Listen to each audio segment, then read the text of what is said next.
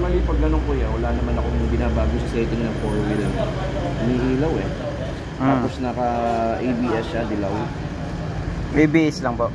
Tapos yung 4 low, hindi ko naman ako naka 4 low.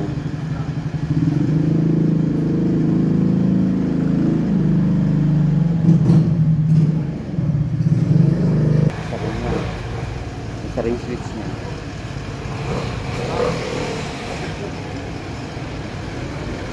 Land Cruiser.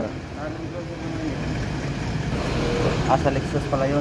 Naglilinis muna ako ng anong switch, pinaka-basic ko sa ano. Kahit wala yan, magkakaroon yan.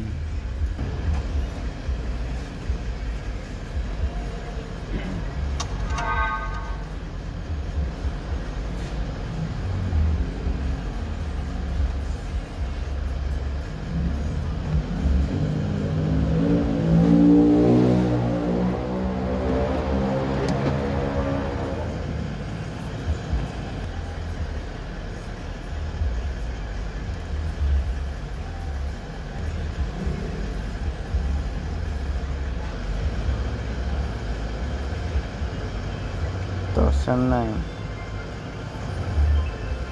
200.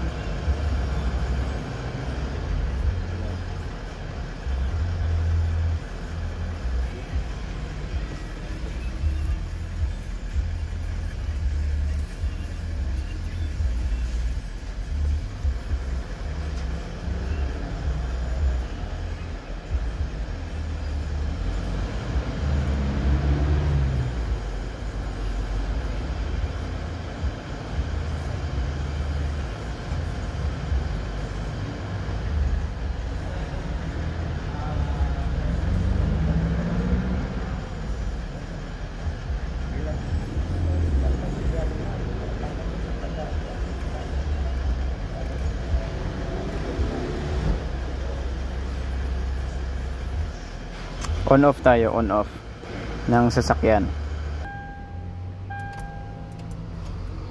ABS.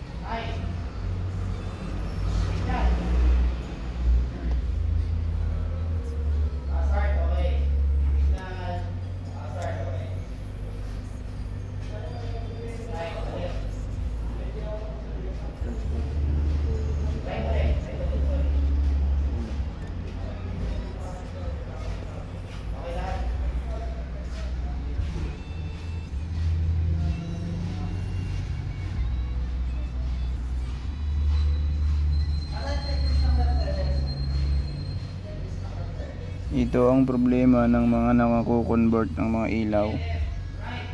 Naglalabasan ng akala mo walang problema.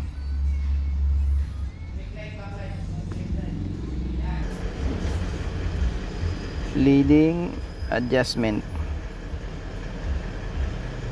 Transfer L4 position switch circuit. Pwedeng adjustment lang na to makukuha or accumulator, kasi may hangin pa yan kaya ganyan, pero hindi sirang ABS nyan. Yan. Paminsan lang daw lumalabas yan. Pwede may leak, pwede rin. Ito pwede rin yung motor lang nya. Pwede rin stoplight switch baka busted, or baka may something na nagkakaskas dyan. Dapat nakapor.